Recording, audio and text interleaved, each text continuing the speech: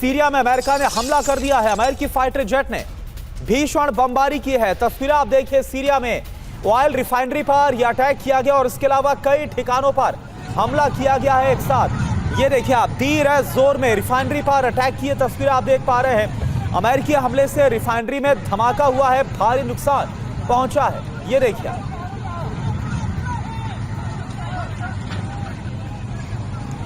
और एक और बड़ी खबर इस हमले को लेकर, सीरिया पर अमेरिका के हमले अब भी जारी है।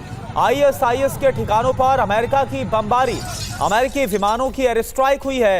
आसमान और जमीन दोनों से हमले, अमेरिकी सेना पर हमले का बदला लिया गया है। अमेरिकी सेना पर, अमेरिकी पेट्रोलिंग पार्टी पर जो अटैक किया गया था आईएसआईएस की तरफ से घात लगाकर, इसका रात के वक्त बदला लिया गया और आईएसआईएस के ठिकानों पर बमबारी की गई है।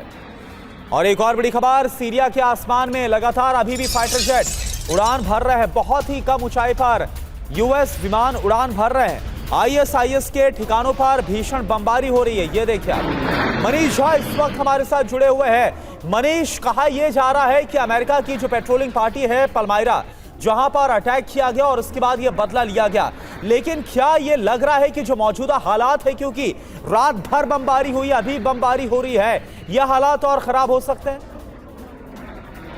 देखिए, थोड़ा दिलचस्प बात यह है कि सीरिया में जो अभी राष्ट्रपति हैं, कभी वो आईएसआईएस के आतंकी थे, अमेरिका ने ही उन्हें राष्ट्रपति बनाया, व्हाइट हाउस में बड़े जोर शोर से सम्मानित किया और ये घोषित किया कि अब सीरिया में अमेरिकी हितों को कोई दिक्कत नहीं होगी। फिर ये भी कहा गया कि अमेरिका की सेना सीरिया से हट रही है और उसके बाद वहां पर अमेरिकी सैनिक मौजूद थे और उस पर आतंकी हमला हुआ।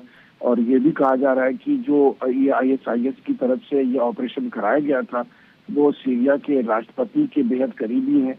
तो समझ में नहीं आ रहा कि कौन किसके साथ है। क्या अमेरिकी सेना पर अमेरिका के ही सबसे बड़े सहयोगी ने हमला किया, या यह सारा खेल एक बार फिर से सीरिया में लगातार जो पहले जिस तरह की एक्शन होते थे उसके लिए रचा गया है। ये सब बात जानने की, ये सब बात बाद में समझ में आएगी।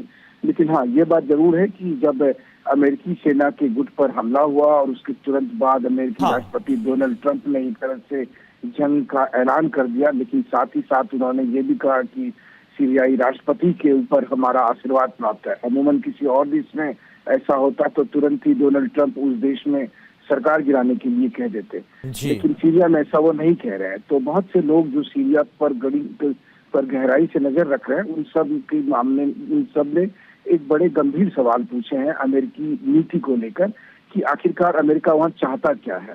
क्योंकि अमेरिका ने ही वहां पर अपनी सत्ता पर एक ऐसे व्यक्ति को बिठाया जो कि पहले आतंकवादी था। इन सब के बीच में आज पिछले कुछ घंटे से जिस तरह से अमेरिका की वहां पर कार्रवाई हो रही है, उसको लेकर लोग शक की निगाह से देख रहे हैं कि क्या अमेरिकी सैनिकों के हाथ में, अमेरिकी सैनिकों पर हमले के लिए कौन असल में गुनहगार है?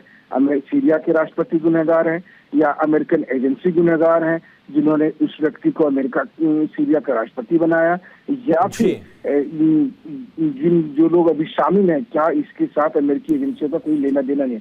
बहुत सारे सवालों के बीच लगातार सीरिया में अमेरिकी सेना की तरफ से अभी बमबारी चल रही है, लेकिन कौन मारे जा रहे हैं, किस लिए मारे जा रहे हैं और आगे का खेल क्या है, ये सब अभी कुछ भी स्पष्ट नहीं है। ठीक है, बहुत बहुत शुक्रिया आपका इस पूरी जानकारी के लिए मनीष।